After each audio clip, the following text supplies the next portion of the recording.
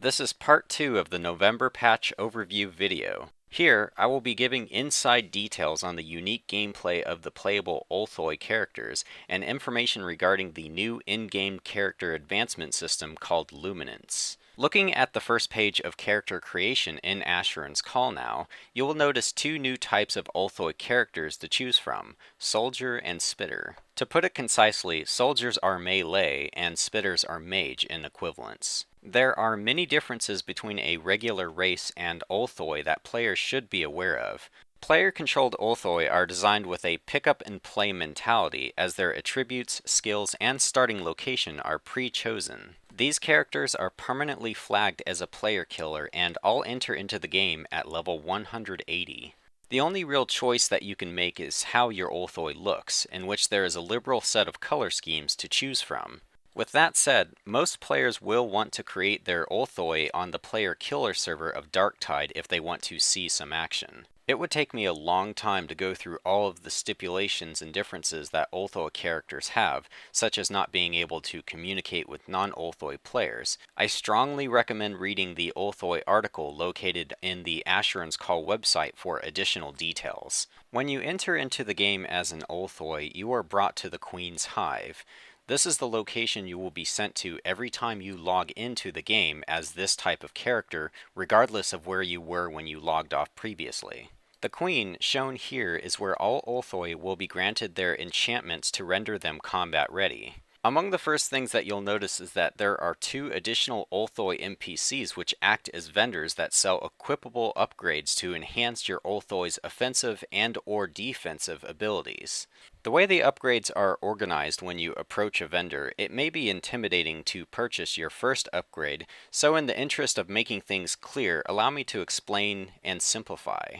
The equipable items are organized by 4 different colors. Yellow increases your critical damage hits, green increases your regular damage hits, and blue and red are opposite of yellow and green, decreasing the amount of damage you receive from regular or critical damage. You will notice that the trade window is organized so that equipment that covers a specific area of the body are grouped together. Over time, as you collect a special currency called pitted slag, you will eventually have to choose which upgrades you would like to have. Do you want a versatile Olthoi by mixing and matching different types of pieces? Or maybe you would like to go all-out offense, or perhaps defense? You decide, but expect it to take a fair amount of time to collect enough to have a single equipable set of upgrades. With enough time invested, you can eventually become owner of every different piece of armor to allow yourself to adapt to whatever situation you expect to be in. By the way, I want to clarify this briefly. These two upgrades shown here cover the clothing slots on your Olthoi, so they can be worn underneath the items in the armor category. Also, I should mention the way that prices are situated. It is meant for a player to purchase the cheapest items first, and eventually work up to purchasing the most expensive. Each item adds about the same amount of benefit, so there's no reason to save up your slag for a pricier item until you need something that offers different coverage on your Olthoi. In addition to upgrades, you can also buy restorative items, one of these being similar to the concept of healing kits on regular characters, and others playing the role of what would otherwise be instant healing items. These items are inexpensive, but over time it can put a big dent in your wallet. As a final note about Olthoi equipment and items, there are 2 Olthoi matron vendors. The one to the Queen's left sells items for Olthoi spitters, and the one to the right sells items for Olthoi soldiers. This leaves us with the question of how to obtain this pitted slag, the Olthoi currency. Pitted slag can be obtained in 2 ways: defeating creatures or defeating other non-Olthoi players. Upon defeating a non-player creature, you have a small chance of obtaining a meager amount of slag from them. You could earn all of your currency this way in theory, or you could go for something more lucrative and kill players for slag. These 2 windows show the difference between a single defeated monster versus a defeated player in regards to slag yield. If you really want to rake in the dough, you will go out of your way to make sure that those pesky butt kissers of Asheron die a horrible death at your claws. Note that the amount of slag that a player drops depends on how long it has been since they have been killed.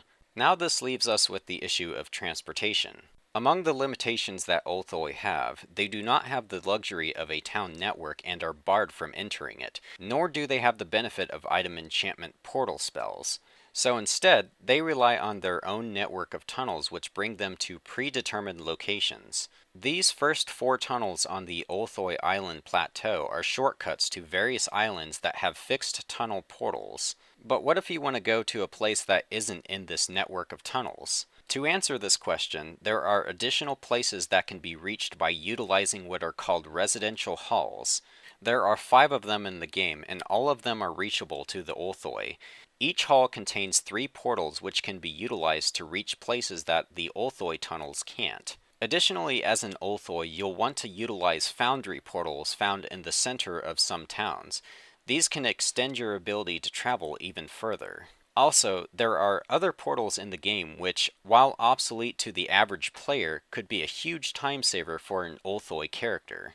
If you ever come across a portal in the wilderness or some other location, jot them down in your journal and save them for later use. It might come in handy. To make things convenient, I've taken the liberty of adding my own journal entries to the Asheron's Call wiki regarding Olthoi travel. Just type Olthoi Island in the search bar and scroll down to this box. The journal is there for anyone to use. Contained within this journal is a list of all the reasonable locations that an Olthoi can get to by utilizing portals which may not be obvious to the average player.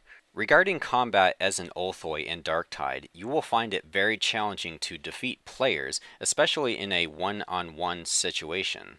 This is not to say that it is impossible to kill players as an Olthoi, however, as one of the great things about combat in Asheron's Call is that the skill of which you control your character plays a huge factor in the outcome of any skirmish, including player versus player combat. Catching someone off guard as an Olthoi soldier will give you a huge advantage in battle. Those few extra hits without retaliation is usually enough to ensure victory. As a spitter, I found that blast and volley spells are much more difficult for an opponent to dodge, so knowing this, if I have a team of 2 or 3 others casting blast, volley, and streak spells, players will die nicely to this strategy in the right situations.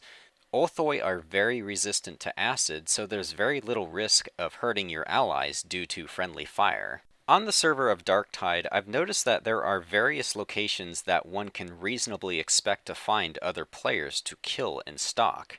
The following is a list of locations where I've been able to find opposing players on a regular basis.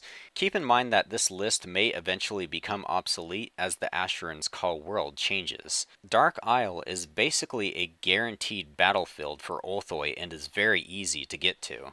So if this place is so packed, why go anywhere else?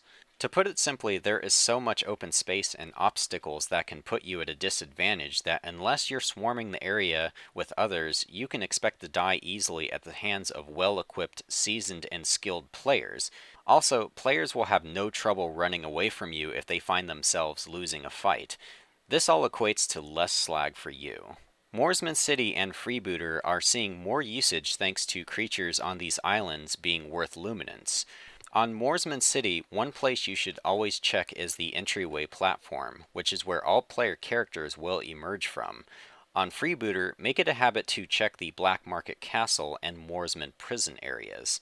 The 3 towns containing Manaforge key chests, which are Cragstone, Zykhal, and Habian Toe, are often visited by players wishing to cash in their hard-earned Manaforge keys for a chance at some of the best equipment in the game. Catch someone off guard here and you'll definitely have the upper hand. Any of the various Eater dungeons, such as the Insatiable Vault, are good candidates for prowling around. I especially like checking places like these because I can scout around other popular dungeons on the way as well, such as Abiyar's Laboratory and the Wings of the Egg Orchard. Crowded and narrow hallways also make it much harder for a player to run away. You might also be able to find skirmishes in the new ice area, which happens to be part of the Luminance flagging quest and is one of the only areas where non-Olthoi players can earn luminance from creature kills. Check especially around this cave, you might be able to corner a player there. Candeth Keep contains a popular NPC which buys goods from players at a higher rate than anywhere else in the game, and is also an alternate location to buy mana scarabs. You are bound to find conflict here, but if a player manages to get into the tree portal before you hit them, it can be slightly annoying in the fact that you can't follow them there. The Sanctum residential halls and Alvin Court are also good areas to check for activity. This location, from what I've been told, is the primary area of trade in Darktide. Go there and give people a deal they can't refuse. To end the Olthoi segment of my video, I have 3 tips for Olthoi characters looking to hunt down other players. Tip 1. Keep a note of whether other monsters in the area are moving or not. The monsters in Asheron's Call don't typically roam or leave the place where they are spawned unless someone is nearby. If you see them running back from a location or running off in a random direction, you know someone else is nearby. Tip 2. Always be prepared if you see any corpse on the ground, as it can often mean that a non-Olthoi player is nearby. Tip 3. There are messages that will appear in your chat bar whenever a non-Olthoi player is anywhere near you. If you start seeing messages like these, you know you're getting close to your victims. Be warned that non-Olthoi characters will see messages from you as well, so your time window for an ambush is pretty small. So take advantage of it as quickly as possible. There are lots of other details that I could probably give about playable Olthoi, but I think I've covered all of the important stuff here. Let's move on to the last major addition that I'm covering, Luminance. Through a specific quest in the game, you can enable your character to earn what is called Luminance, which is basically an alternate pool of experience. This type of experience is granted in 2 ways. One is killing creatures that reside in certain designated areas, such as Dark Isle, Moorsman City, Freebooter, or the new Ice area. And 2, by completing some of the most difficult quests in the game. This option obviously has a higher yield in Luminance. This NPC, known as Nalakana, is the first seer that you will encounter, and with enough Luminance points, you can spend them by choosing any one of the tokens seen here and presenting them to her. You will get a confirmation dialogue asking if you are certain that you wish to spend the Luminance points necessary to obtain the benefit that the token describes. So far, I've noted the following types of effects that Luminance tokens grant when used. Many of the tokens can be redeemed multiple times for a greater cumulative effect, but bear in mind that each consecutive application of the same token will become less cost efficient. The quickest way to apply Luminance to your character is through diversification, but you may wish to focus on a certain effect depending on your preferences. The majority of your Luminance points will be spent here, in Asheron's Castle through Nalakana, but there are 4 other seers which offer Luminance tokens that are unique to them. Of these 4 seers, you may only choose one of them, and turning in your first token will flag your character as a follower of that seer, preventing you from being granted powers from the other 3. Should you wish to change which seer you follow, you will lose all of the Luminance enhancements you earned from the previous one. In short, make your first choice the right one. With all of that said, I feel that covers the majority of the major enhancements to Asheron's Call in the November patch of 2010. Even as impressive as this specific update is, there have been many other great additions and changes to Asheron's Call even in the patches prior. These include a revamp of outdoor textures, the Quest Hub, which offers an excellent guided experience for low-end players of level 1 through 50, new types of armor in the loot system, and enhancements to the user interface, major revisions to landscape creature experience values, among other changes. I hope you enjoyed this comprehensive overview. Only time will tell what's over the horizon in the land of Dareth, and I, for one, can't wait to see what's next. Man, I think after all that talking, I need some cake. Etheria cake. Now, if I could just lose weight by eating like I can in the game, I'd be all set.